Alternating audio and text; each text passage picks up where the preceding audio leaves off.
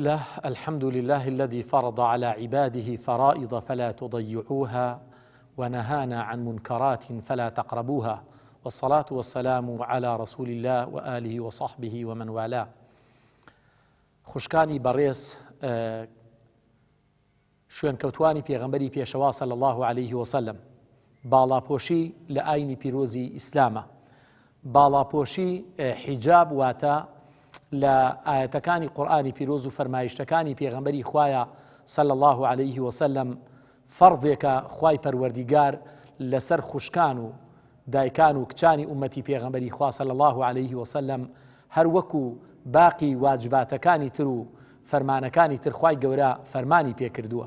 خوشکانی بەڕێزم، خوشکانی باوەڕدار و مسلمانم، حیجاب و باڵاپۆشی عادەتێکی جاهیلی نییە، فەرضێکی خوداییە، ئەمرێکی ڕەبانیە. خوای پەروەردیگار چۆن فەرضی کردووە لەسەرمان نوێژ و ڕۆژوو زەکات و حەج بە هەمان دەقی ئاەتەکانی قورئان بە فەرمانێکی تایبەت لە بۆ پێغەمبەر و پێشەوامان، مامۆستا و ڕابەرەکەمان، خۆشەویستمان پێغەمبەری خوا صلی الله عليه وسلم ئەفەرمیە: یا ئەیها النبی قل لأزواجك وبناتك ونساء المؤمنين يدنين عليهن من جلابيبهن.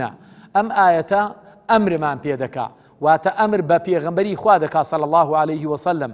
ئەی پێغەمبەری خوا، پێیان بڵێ بە خێزانە بەڕێزەکانت، بە کچە بەڕێزەکانت، بە خێزانی مسلمانان و ئافرەتانی مسلمانان بڵێ باڵاکەیان باڵاپۆشی خوای گەورە لەسەریان واجب کردووە، با خۆیان پۆشتە بکەن، دا بپۆشن، ئەو جلکە لە بەرکەن کە جیلبابی پێدەگوترێ، بەرگ و پۆشاکێک لە تەوقی سەریدا هەتا پێیەکانی دادەپۆشێ و هەموو جەستە و لاشەی بەڕێک و پێکی دادەپۆشێ.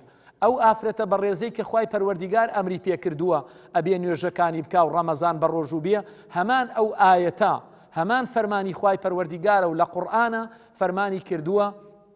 بۆیە خوشکی باوەڕدارم، خوشکی مسلمانم، بەشێک لە ئاینەکەت، بەشێک لە عەقیدەکەت، بەشێک لە دینداریەکەت ئەوەیە حیجابەکەتە، بەڕاستی باڵاپۆشیەکەتە.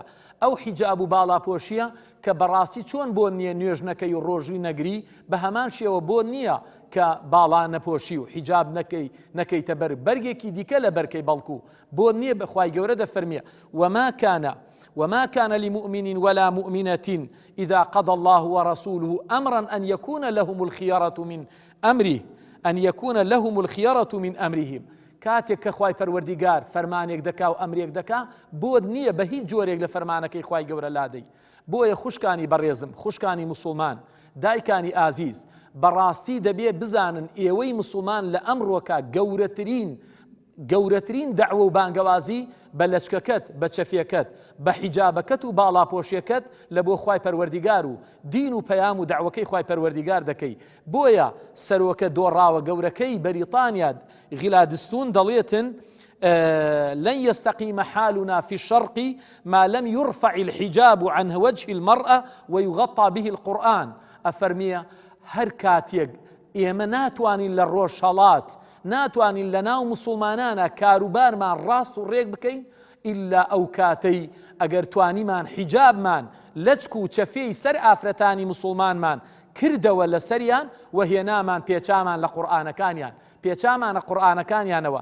ئەو کاتەی خوشکی بەڕێزم، تەمەشای پلان و موامەڕەی دوژمنانی ئیسلام کە ئەوان دەیانەوێ بە چەفیەکەی تۆ بەئاڵێن لە قورئانەکەی ئێمەوە. ئەو کاتێک کە چەفیەکەت دانا، واتە بەڕاستی قورئانت پێچایەوە و دوورکەوتێەوە لە قورئان و لە فەرمایشتی خوای پەروەردیگار. بۆیە ئەبێ بزانین خوشکە بەڕێزەکەم، ئەمڕۆ لەم سەردەمەیە، لەم کات و ساتەیە کە دنیایەک پڕ لە شەهەوات و لە گوناه و لە تاوان و خراپەکاری، بەڕاستی بانگەشە لە بۆ ئیباحیەت و فەساد و بەدڕەوشتی و بەرەڵایی دەکرێتن.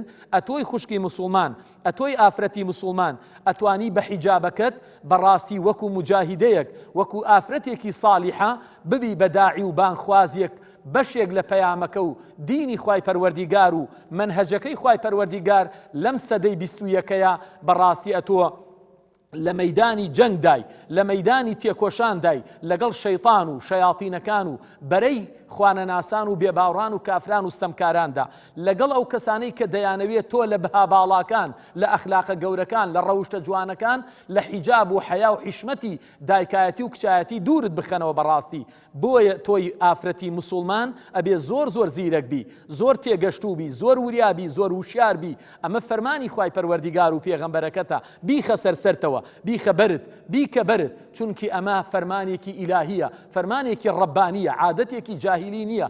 بۆیە دەبێ فەخر و شانازی پێوە بکەی لە خوای پەروەردیگار دەپاڕێمەوە بە ناوە جوانەکانی هەموو خوشکان و دایکان و کچانمان بە حیجاب و عەبایەکی گەورە و جوان کە پۆشتە بکاتن بۆ ئەوەی سەربەرزی دنیا و قیامەت و دوار ڕۆژتان بکە ئینشاء الله بە حیجابەکەتانەوە لە خزمەت پێغەمبەری خوایە صلی الله عليه وسلم، وەکو خات و خەدیجە و عائیشە و صەفیە و سومەیە سەربەرز بن، ڕووسپی دنیا و قیامەت بن. آمین والحمد لله رب العالمين وصلى الله وسلم على نبينا محمد وصحبه أجمعين.